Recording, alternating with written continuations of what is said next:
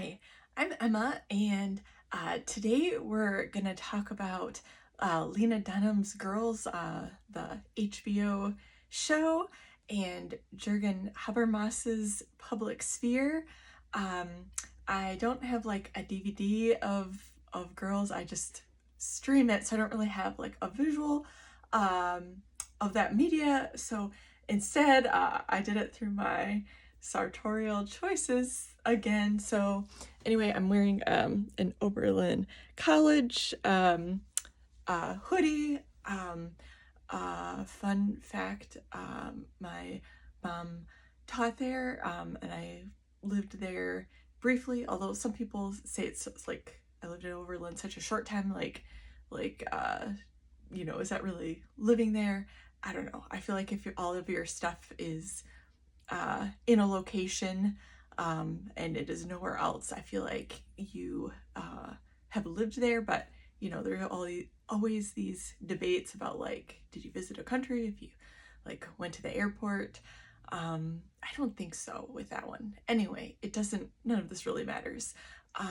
So okay, yeah, maybe not the best way to start out a video. I mean, none of the things I've talked about before matters. But anyway, yeah, just trying to have fun with the fashion and themes, and yeah, to kind of tie things together. So my question kind of the day is, do you ever reflect on your life privately until a text expresses what you've been thinking and you suddenly feel free to share your thoughts you didn't even know you'd been keeping secret?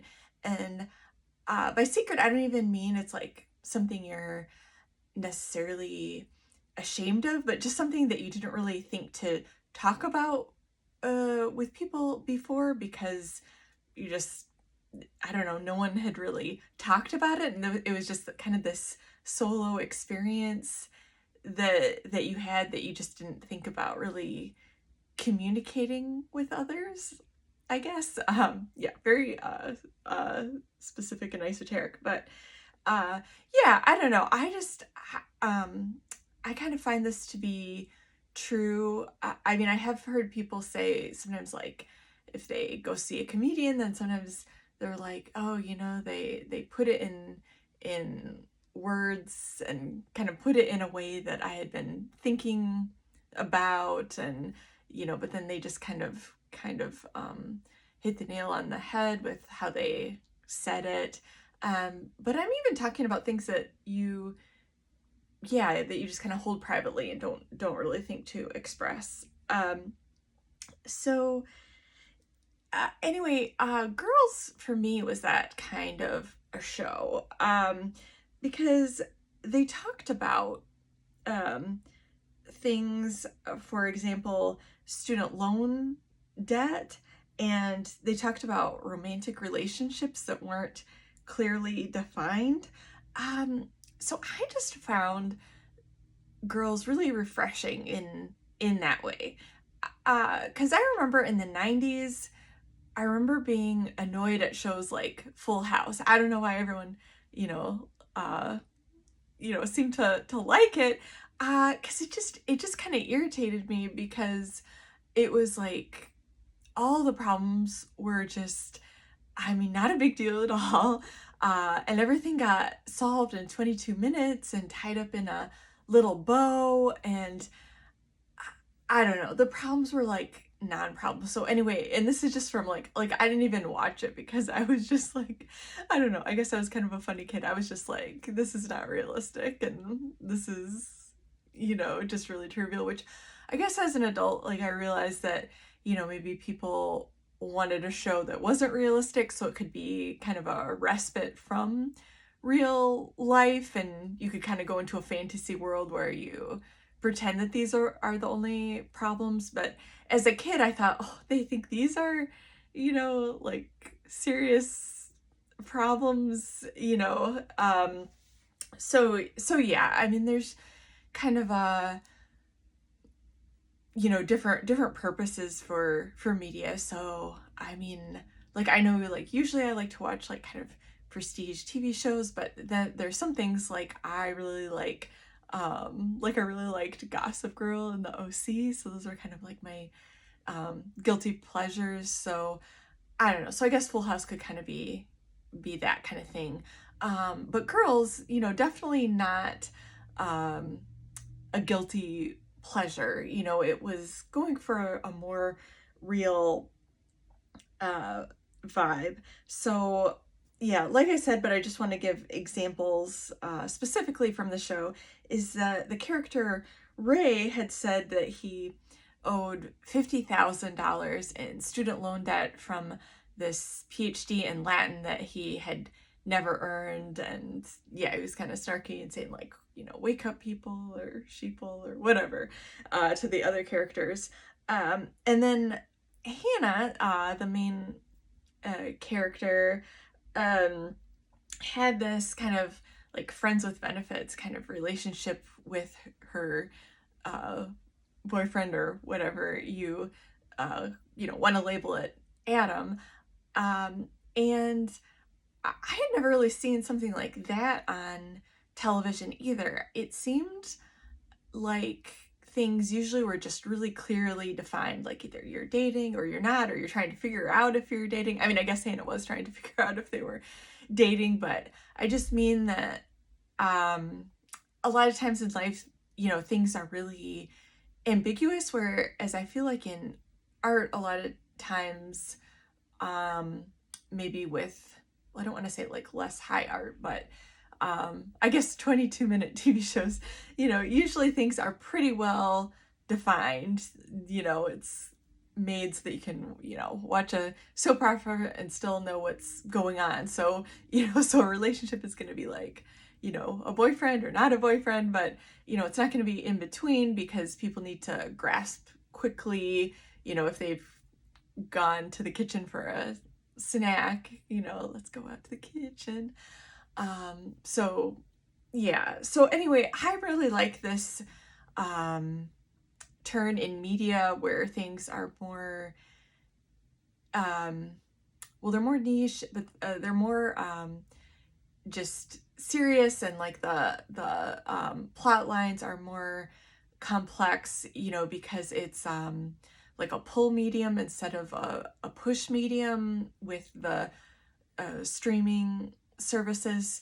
I know, you know, some people think, you know, this could be a negative thing because we're all, you know, watching different things, but and there is some truth to that, but for the most part, I think it's nice that we have more variety and things that speak to different people, so that we're not just watching, you know, 22 minutes of non-problem problems.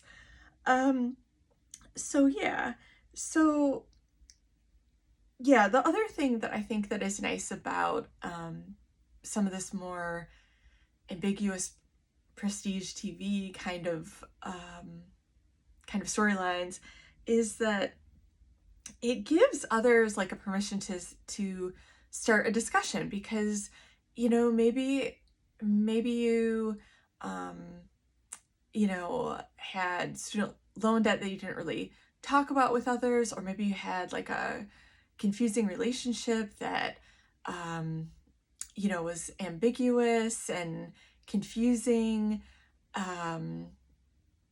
You know, I think that it can be nice to give people an opportunity to just share with each other. I think sometimes, like in our neoliberal society, you know, we're just kind of all for ourselves, and then putting on this kind of this performance, this facade. So I think, you know, having characters and then kind of collectively watching something together and then saying, oh, what did you think about this, kind of like after a movie, you know, but, you know, after a show, you know, whether it be in person or online forums, I think it's a nice conversation starter, and I think it can be you know, nice to talk about things, and just to know that you're not alone and, with some of the things, because I think there's a tendency to think everyone else's lives are perfect, and, you know, you're kind of struggling with these things. So I think that,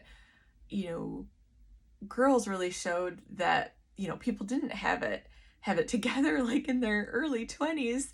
Um, so, making that contrast with Sex in the City, that, well, not that they had their lives together either. I mean, I guess there wouldn't really be much of a show if it was just like, oh, everyone just has their lives together, then there isn't much drama or conflict. So there has to be some, but it's just what level is it, and are you bringing new things to the table to discuss that could be fruitful for people to talk about. So yeah, sometimes things can be a taboo, and then people can talk about it, and it can just be a good thing. I mean, not that everyone needs to talk about everything. I mean, some things can be private, but I think there are some things that it can be nice to have a more public discussion about that, because that's how change happens. That's how public policy changes. That's how we figure things out as a society. Is first you have to say it's a problem, before you get the solutions. So yeah, and I feel like also, like, with this kind of I don't know, I guess I'm picking on Full House today, but kind of this wrap it up in a bow kind of thing, is that it's just loses this nuance. You can't really relate to it, and it's and then you're kind of like living two different lives. There's kind of like your life and your experience of it, and then there's kind of a media version of it that isn't really your life, but you just kind of have these certain expectations about what it's gonna be. So yeah, I mean, it's kind of like like they say that sometimes women or people of color kind of have to kind of put themselves in the shoes, maybe of a white male, to like appreciate certain cinema. So I mean that's not bad all the time. I mean, we want to empathize kind of with the different groups. Not that like white males like need all this empathy in our society today, but I mean it's not a bad thing, but yeah, you want to have the more representation of different people in society, and different stories and different experiences. So yeah, I'm just kind of like struggling with my transition here, but I guess just to reiterate kind of some of the past, and I'm not saying that this is bad. I as a young girl, like, I loved Laura Ingalls Wilder books. I just have fond memories of like at school we had like the Scholastic book sale, and every about once a year one of these books from Laura Ingalls Wilder would come out, the next one in the series, and I remember it was $1, and I would get it, and my mom would read it out loud to me at night. And yeah, so I just really love those books. I still just have fond memories of those books. I would totally recommend those books to anyone. But as much as I like them, they're it's not necessarily a criticism, but I'm just saying that Laura Ingalls Wilder felt like she should only write about happy things.